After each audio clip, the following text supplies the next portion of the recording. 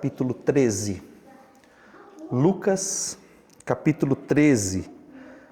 Nós vamos ler a partir do versículo 24. A Bíblia diz assim: Jesus contou outra parábola. Ele disse ao povo: o reino do céu é como um homem que semeou sementes boas nas suas terras. Certa noite, quando todos estavam dormindo, veio um inimigo. Semeou no meio do trigo uma erva ruim, chamada joio, e depois foi embora. Quando as plantas cresceram e se formaram as espigas, o joio apareceu. Aí os empregados do dono das terras chegaram e disseram: patrão, o senhor semeou sementes boas nas suas terras. De onde será que veio este joio? Foi algum inimigo que fez isso, respondeu ele. E eles perguntaram: o senhor quer que a gente arranque o joio? Não, respondeu ele, o Senhor, porque quando vocês forem tirar o joio, poderão arrancar também o trigo. Deixem o trigo e o joio crescerem juntos, até o tempo da colheita. Então eu direi aos trabalhadores que vão fazer a colheita: arranquem primeiro o joio e amarrem os feixes para serem queimados. Depois colham o trigo e ponham no meu depósito. Então nós lemos até o versículo 30, e essa é uma das poucas parábolas que nós temos o privilégio do próprio Jesus explicando. Então nós vamos pular então para o versículo 36. Nem todas as parábolas de Jesus ele explicou, mas essa ele explicou. Versículo 36. Então Jesus deixou a multidão, voltou para casa. Os discípulos chegaram perto dele e perguntaram: conte para nós o que quer dizer a parábola do joio. Jesus respondeu: quem semeia sementes boas é o Filho do Homem. O semeador é Jesus. O terreno é o mundo. As sementes boas são as pessoas que pertencem ao reino. E o joio, que são as sementes ruins, são as pessoas que pertencem ao maligno. O inimigo que semeia o joio é o próprio diabo. A colheita é o fim dos tempos. E os que fazem a colheita são os anjos. Assim como o joio é ajuntado e jogado no fogo, assim também será no fim dos tempos. O Filho do Homem mandará os seus anjos, e eles ajuntarão e tirarão do seu reino, todos os que fazem com que os outros pequem, e também todos os que praticam o mal. Depois os anjos jogarão essas pessoas na fornalha de fogo, onde vão chorar e ranger os dentes, de desespero. Então o povo de Deus brilhará como o sol no reino do seu Pai.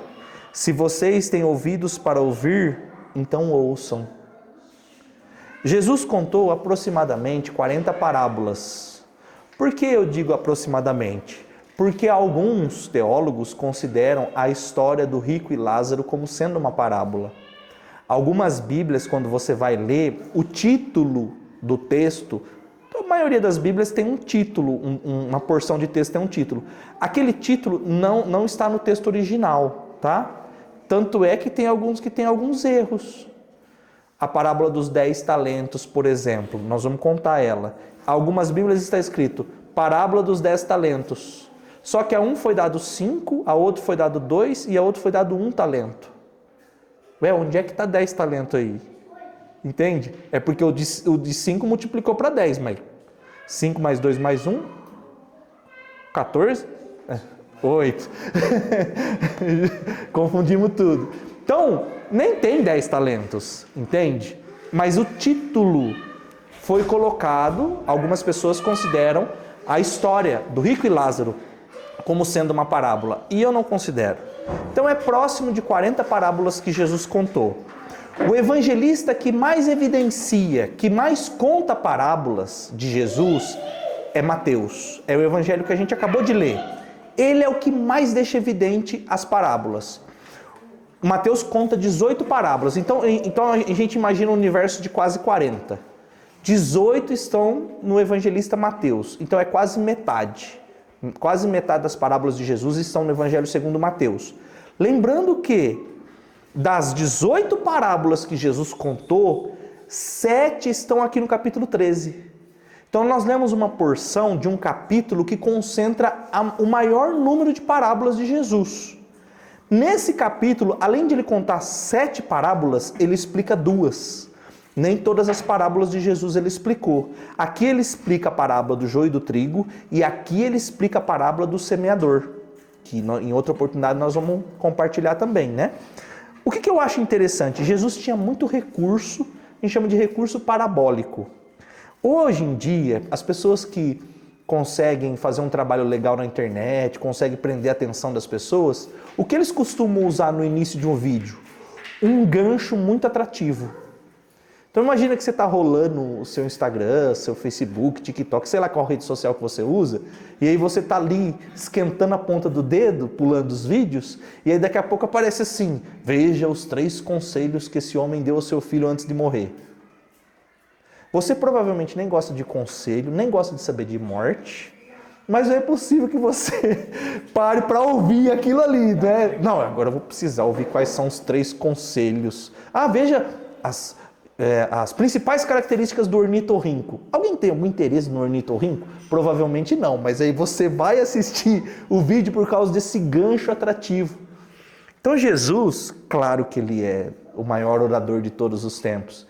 Então ele usava ganchos que atraíam as pessoas. A forma como ele contava, as pessoas ficavam de olhos arregalados. Em Nazaré, quando ele prega na sinagoga, as pessoas escrevem assim: ele prega como quem tem autoridade. Os escribas liam os textos, explicavam, pregavam, mas as pessoas não percebiam a autoridade. Quando Jesus falava, sabe, era diferente. E ele usava esses recursos de contar histórias, de símbolos, de objetos, de situações que eram do cotidiano dos ouvintes. Fazia parte da vida deles. E tudo isso era para explicar coisas mais difíceis.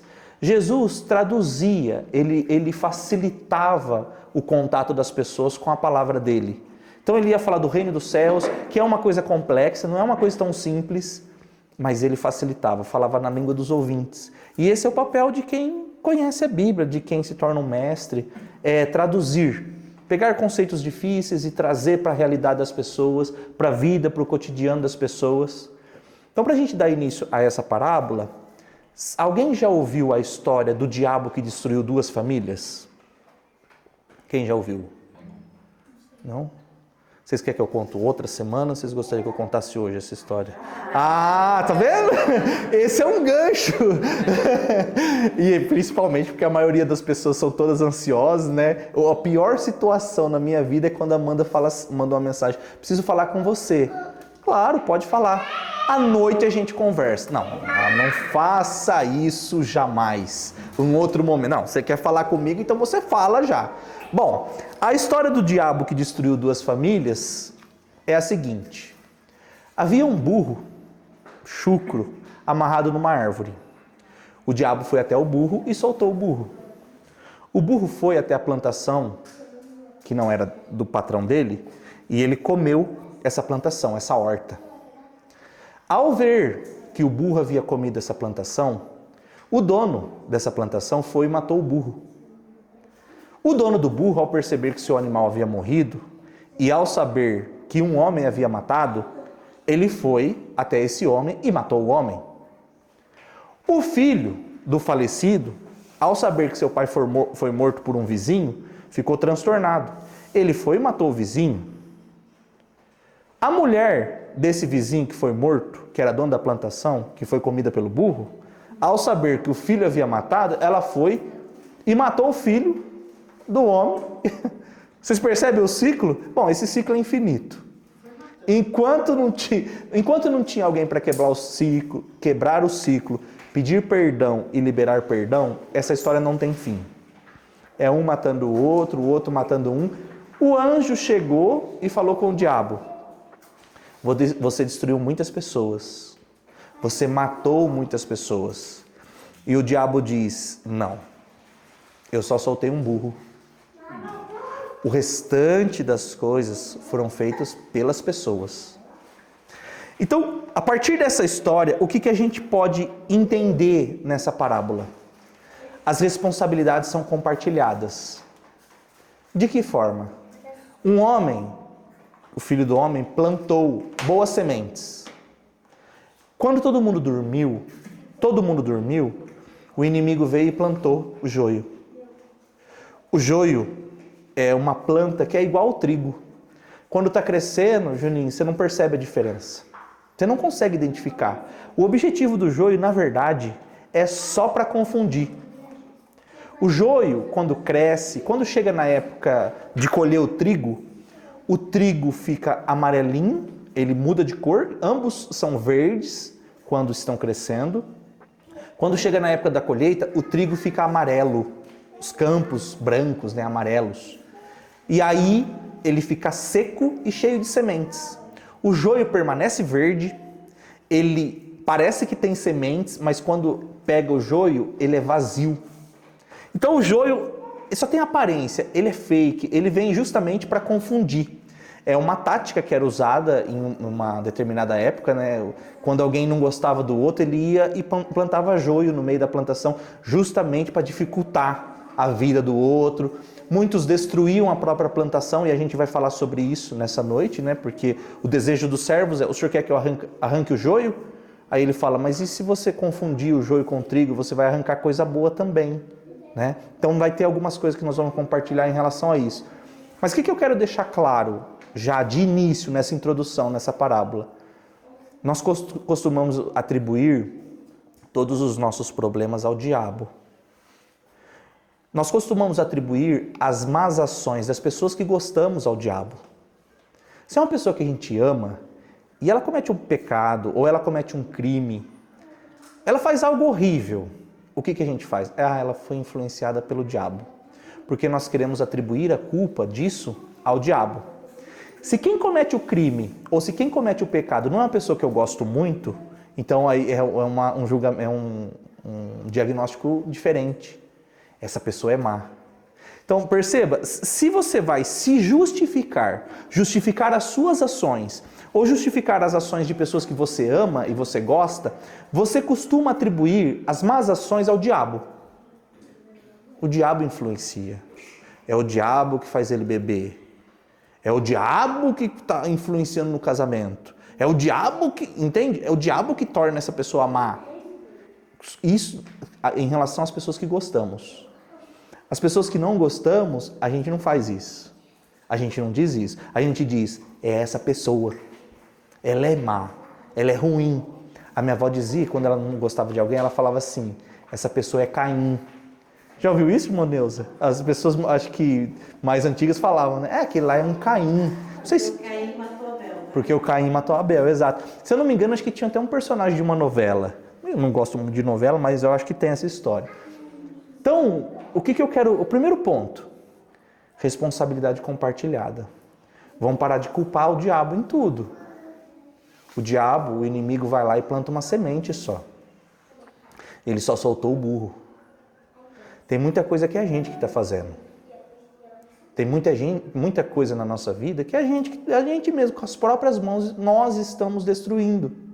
O diabo atua na vida das pessoas? Claro, ele atua. Aqui o inimigo foi e plantou uma erva que prejudica a plantação. Ele plantou, ele foi lá na hora que as pessoas estavam dormindo e plantou. Então o diabo continua agindo. O diabo tem sim responsabilidades. Mas eu acho que, através dessa parábola, eu acho que é necessário a gente assumir as nossas responsabilidades. Sabe? E entender que tem momentos que a gente acaba agindo de forma insensata. Tem um problema, o problema está crescendo, e aí a gente, ao invés de resolver, a gente fica o diabo. Quantas vezes eu recebo pessoas, as pessoas vêm: ore por isso, ore por aquilo, ore pelo meu filho, ore pelo meu trabalho, pelo meu casamento, pela minha vida financeira. Sabe, eu rio muito com o pastor Cláudio Duarte, porque ele disse que uma mulher foi até ele e falou assim: olha, o diabo fez eu gastar um monte no meu cartão. Aí ele falou: traz a sua fatura aqui, vamos ver o que o diabo comprou. Aí ele ficou até brincando, né, imaginando a fatura do cartão: tridente, $200, enxofre, $100. Então não tinha... Quem comprou essa bolsa aqui? Quem comprou essa bolsa? A mulher: fui eu. E esse sapato? Fui eu. E o que o diabo comprou aqui? Não comprou nada. Então, perceba, o diabo provavelmente vai colocar uma sementinha de necessidade de compra, para você satisfazer uma ansiedade, uma escassez das suas emoções. Tem alguma coisa que o diabo plantou. Eu não estou dizendo que ele é inocente, que ele é coitadinho, não. Alguma coisa ele plantou. Mas perceba que as responsabilidades são compartilhadas.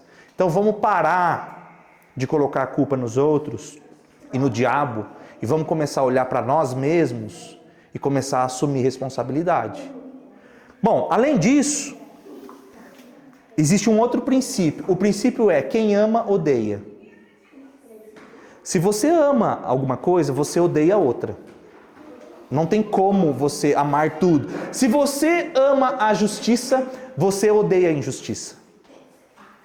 Se você ama o que é certo, você vai odiar o que é errado. Entende? Coisas que são antagônicas e você ama uma, então naturalmente você odeia a outra. O que eu vejo nessa história? Deus ama mais o trigo do que odeia o joio. Tem pessoas que odeiam tanto o joio que são capazes de destruir o trigo por causa do ódio que ele tem em relação ao joio. O que eu quero dizer com isso? Tem pessoas que odeiam tanto alguma ação que por causa disso ela destrói todas as coisas boas. Então perceba, o trigo é uma erva boa, é uma planta boa que traz alimento. E o joio só é prejudicial. Tem pessoas que destroem a plantação toda porque odeiam a presença do joio. Sinceramente, vamos levar para a questão política. Agora não tanto, mas percebe que na época de campanha, como surgem dois grupos e os dois grupos se dividem. Um grupo se identifica com um candidato X, que não me interessa muito, e o outro se identifica com outro candidato. As pessoas passam a se odiar, Gustavo. Tem famílias que são destruídas. Por quê? Porque a pessoa acha que aquele posicionamento é certo, que é correto. Então o outro posicionamento, a outra pessoa não pode ser nem mais meu amigo. Não pode ser nem mais meu familiar. Tem pais que não falam com filhos por causa de posições políticas. Então qual que é o princípio que eu quero destacar? Se você ama muito uma coisa e você odeia a outra, o seu amor por algo tem que ser maior do que o ódio. O exemplo aqui desse dono dessa plantação é que ele amava mais o trigo do que odiava o joio. Ele odiava o joio, ele não queria joio, mas ele amava mais ao trigo. Algumas famílias são destruídas. Tem pais que não se dão mais com os filhos porque o filho faz algo que o pai não gosta. Pode ser um pecado, pode ser até um gosto. Gente, eu já ouvi, eu não vou citar nomes, está sendo transmitido, mas tem pai que não fala com o filho por causa de uma tatuagem, por causa de um piercing. Quer dizer, o seu gosto pessoal, eu não gosto de tatuagem, eu não gosto de piercing, não gosto de outras coisas. Porque você odeia isso, você descarta o seu amor pelo seu filho. Às vezes os filhos têm um comportamento que desagrada aos pais. Os pais são cristãos, não querem que o filho seja homossexual. Tem pais que rejeitam o filho. Por odiar o pecado, os pais não amam mais os filhos, rejeitam. Quando a gente ouve as histórias, Elder, isso é muito comum no meio cristão. Hoje, na nossa realidade aqui é mais difícil. Mas se você vai falar com pessoas mais antigas da fé, isso era muito comum. Quando o filho aceitava Jesus, chegava em casa e dizia assim: pai, eu sou crente agora. O que muitos pais faziam? Sai da minha casa. Eu prefiro um filho morto do que um filho crente.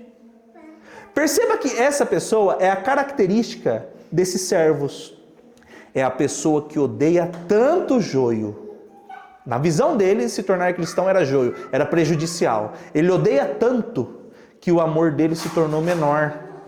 Então qual que é o equilíbrio que Jesus quer passar aqui? Você deve amar mais do que odiar. Ah, é um posicionamento diferente do seu? Gente, continua amando. Ah, mas meu filho, sabe? Meu filho, ele pensa diferente, ele fala diferente, ele age diferente. E aí? O seu amor tem que ser maior do que o seu ódio em relação àquele comportamento. Outro detalhe que é importante. Que hora que o inimigo plantou o joio? À noite? A hora que estava todo mundo dormindo. Existe um princípio importante na vida cristã que é a vigilância. Jesus ensina a seus discípulos: vigiem e orem. Oração é importante na vida do cristão? A recomendação de Jesus é vigilância antes da oração. Vigiem e orem. Ah, Everson, mas todo mundo dorme. Essa parábola tem um significado espiritual. O que é dormir? É ficar desapercebido, ficar inerte, moscando, sem consciência.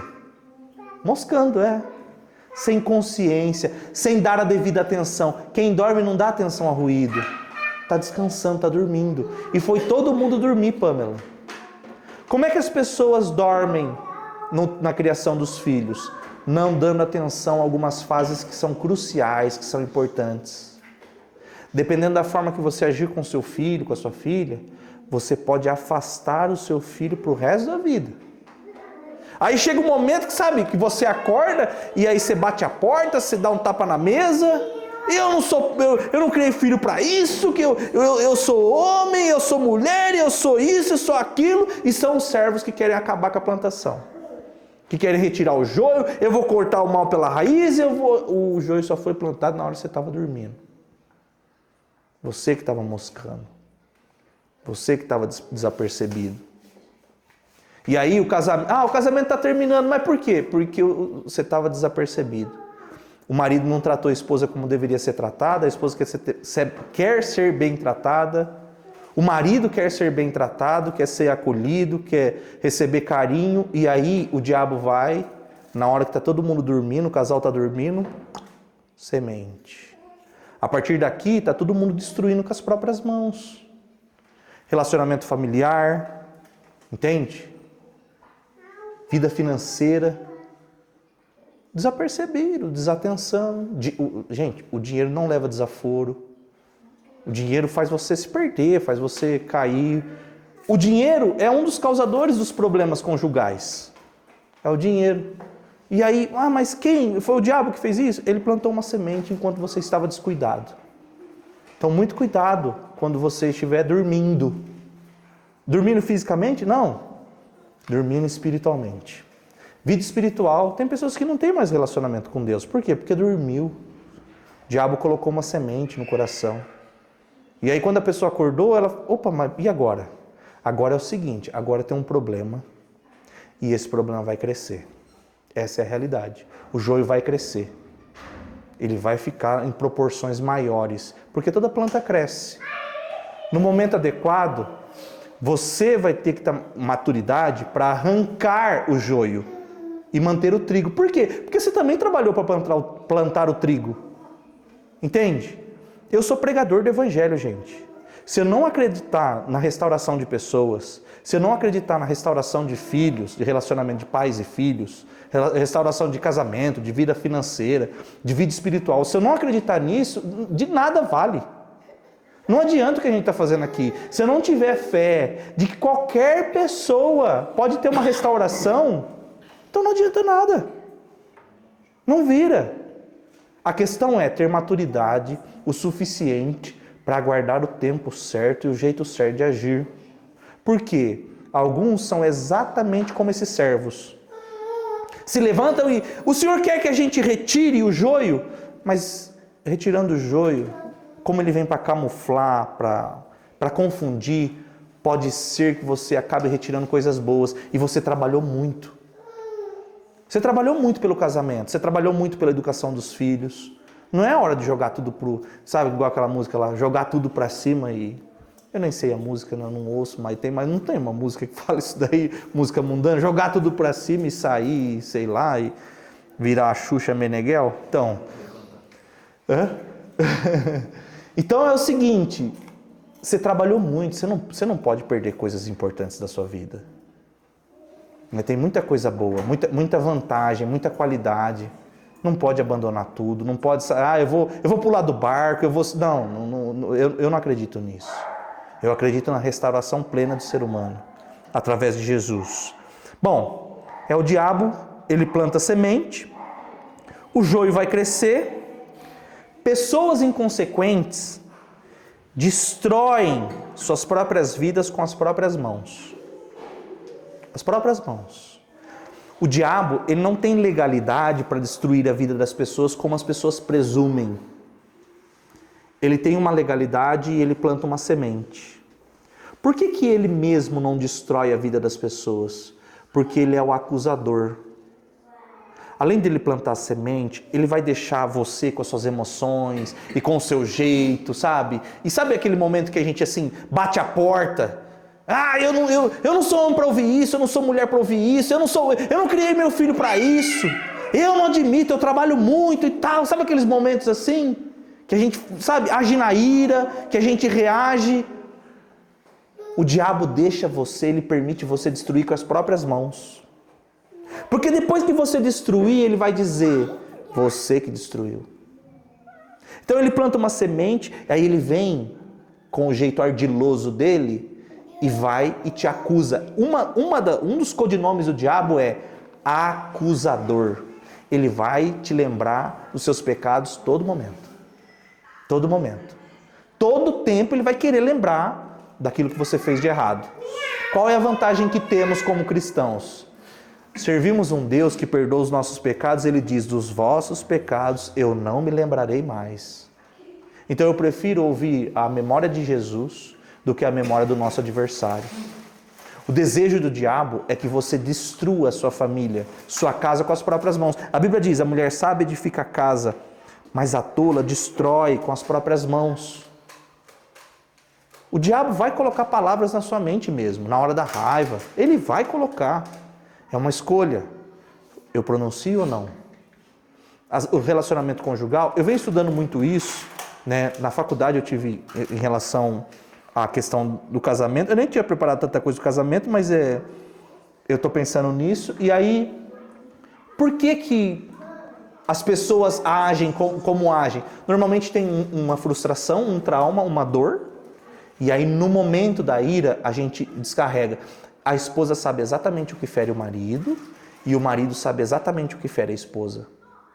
E aí a gente age como tolos, como pessoas sem maturidade, certo? Bom, uma coisa que é interessante pensar também na parábola é que todo mundo tem um joio. A gente tem que ser vigilante, mas eu vou ser sincero, eu acho que todo mundo tem um momento que a gente dorme mesmo, e a gente fica desatento, e aí a gente vai ter que aprender a lidar com os nossos joios. A gente vai ter que aprender, ser maduro, pedir o auxílio do Espírito Santo. Então a recomendação de Jesus é que a gente seja vigilante mesmo, para que isso não aconteça, mas sinceramente o que eu percebo é que todo mundo tem um problema crescendo, no coração, na mente, nos relacionamentos. Só que é o seguinte, a gente vai ter que aprender a ter maturidade para lidar com isso e diferenciar muito bem. Porque o diabo não vai bloquear contato no seu WhatsApp. Ele não vai te tirar de um grupo. Ele não vai acessar um site indevido, ele não vai fazer um cadastro. Ele não vai te fazer dar um tapa. Não, isso daí somos nós que fazemos. São escolhas nossas. E aí, o que acontece em muitas famílias e lares e vidas espirituais, cristãs, é que as pessoas estão jogando tanta coisa importante fora porque o diabo plantou uma semente do mal no coração das pessoas. E às vezes a gente acaba perdendo coisa muito importante. Existem pontos cruciais na relação de pais e filhos, muito importantes. E aí, se a gente ficar desapercebido, estando atento à televisão, ao celular, e o seu filho tem uma demanda emocional, e ele tem uma xícara vazia que ele quer preencher, e aí, meu filho, quando eu vou fazer tarefa doméstica, ele fica chorando, e aí, é sono, tá mimado, é isso, é aquilo, é birra, é uma carência emocional. E aí pega seu filho no colo, deixa um pouquinho o celular do lado, deixa um pouquinho os afazeres domésticos, sabe? Há uma atenção tão grande para que a casa fique limpa, para que, sabe, fique tudo redondinho, quando na verdade o que a gente tem de mais importante na nossa vida é a nossa família. Depois da salvação em Cristo Jesus, marido, mulher, filhos, é isso que vai importar realmente, sabe?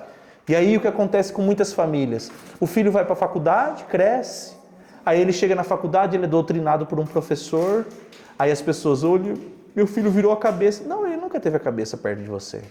Você nunca esteve com ele. Muitos pais nunca estiveram próximos do filho, nunca tiveram um bom relacionamento. O filho nunca ouviu do pai, eu te amo. Isso é importante para mim, não tem toque, não tem abraço, sabe? Então, essa parábola deixa claro que o diabo faz coisas na vida do ser humano, mas o ser humano tem uma tendência pecaminosa ao mal. E aí a gente precisa ser vigilante. Precisa ser muito esperto, porque a gente pode perder muita coisa importante agindo feito desculpa o palavreado, mas agindo feito um idiota, feito um tolo, uma criança. O cristão ele tem que ser maduro, ele tem que crescer e aprender a lidar com as dificuldades, com os problemas. Então tem coisas que são muito difíceis de engolir, de digerir, é muito difícil. Existem palavras que ferem, existem situações que ferem, mas e aí? Como é que nós vamos fazer agora? Nós vamos jogar tudo para cima? Nós vamos abandonar nós vamos quebrar, nós vamos destruir tudo que é importante, que já foi construído com tanto suor, lágrima, sangue. Nós vamos destruir tudo. Para a gente encerrar essa parábola, o último ponto é, calma, tem jeito, tudo tem um jeito. Existe uma solução para todos os problemas, mesmo que pareçam ser impossíveis e difíceis, tem um jeito. O joio não é uma planta predadora. Existem plantas que, se ela tiver no contato com outras, ela destrói as outras. O joio não faz isso. O joio só vem camuflado, escondido, né? Ele vem para confundir. Esse é o objetivo do joio. Ele não diminui a frutificação do trigo. É só para você se enfurecer e arrancar os dois. Esse é o objetivo do joio. Então, nós cremos num Deus que sabe muito bem virar um jogo que está sendo perdido. E aí você fala, mas o juiz já apitou já. Pois é. E aí Jesus pode apitar novamente e recomeçar esse jogo, e recomeçar a prorrogação. E tem torcidas de futebol que cantam, tal time é o time da virada. E ainda fala que tal time é o time do amor, né? Tal time é o time da virada. E eu quero dizer para você que o time da virada é o time de Jesus. Não tem jogo perdido para Jesus. Não tem impossibilidades para Jesus. Lázaro estava morto depois de 4 dias, já estava mal cheiroso. E Jesus, vamos lá remover essa pedra agora que esse homem vai ressuscitar. E aí é interessante que Jesus chega lá, Bia, ele chama Lázaro. Lázaro, sai para fora. Porque se ele chega num cemitério e fala sai para fora, sai todo mundo pelo poder da palavra dele. Então, essa é a palavra que eu gostaria de deixar para vocês. Tem jeito para as nossas dificuldades, para os nossos joios, tem jeito. Tem jeito para o nosso casamento, para a nossa vida financeira, para a nossa relação familiar, para o nosso ministério. Tem jeito para Jesus. É impossível, Everson? Não. Para Jesus, não. Então feche os seus olhos nesse instante. Jesus, obrigado por essa palavra e obrigado por esses ensinamentos. O Senhor é um Deus que está presente aqui em nosso meio e eu sinto a Tua presença desde o início dessa reunião. Eu quero Te louvar, porque o Senhor é um Deus que transforma as impossibilidades em possibilidades. Senhor, eu reconheço que muitas vezes eu dormi, eu fiquei desapercebido, moscando. Senhor, eu não vigiei, Senhor, eu permiti tantas coisas, tantas sementes serem plantadas na minha mente, no meu coração, e hoje é o momento, Senhor, de eu me arrepender disso. E agora eu vou pedir o Seu auxílio, Senhor, Sua maturidade. Por quê? Porque se o Senhor me oferecer isso, se o Senhor me entregar isso, eu vou saber lidar com esse problema que está crescendo em meu coração, na minha vida financeira. Quantos problemas, Senhor, vêm por causa de problemas financeiros? Quantas famílias são destruídas por isso? Jesus, eu quero ser um bom pai. Eu quero ser um bom marido. Quero amar a minha esposa, Senhor, como Cristo ama a igreja. Jesus, quero amar o meu ministério, quero honrar o ministério que o Senhor entregou para mim. Quero fazer da melhor forma. Jesus, quantas vezes eu dou tanta atenção ao joio, palavras que foram proferidas, Senhor, sementes colocadas, O diabo não pode me tocar. Tua palavra garante. Quem é nascido de Deus, o maligno não toca. Então o diabo não toca na plantação, mas ele planta uma semente. Jesus, quantas vezes no trabalho, Jesus, é tão difícil lidar com algumas pessoas, mas o que eu vejo é que uma semente do mal foi plantada pelo nosso adversário. E ao invés de agirmos com maturidade, nós somos infantis. Me perdoa por isso, Jesus, e me ajuda a ser um cristão genuíno, verdadeiro. Senhor, eu quero demonstrar o amor de Cristo em todas as situações, até mesmo quando o joio foi plantado no meio da plantação. Há tanto suor derramado, tanto trabalho, tanta dificuldade, Senhor, tanto ônibus cedo que a gente pegou para conseguir conquistar, e aí, de repente, por causa do joio, a gente está destruindo tudo, Senhor, e eu quero o teu auxílio, Jesus, porque o Senhor pertence ao time da virada, o Senhor é o capitão desse time, e eu quero estar nesse time com Jesus. Em nome do Senhor Jesus Cristo, amém. Amém, meus irmãos? Deus abençoe vocês, muito obrigado. Vamos aplaudir?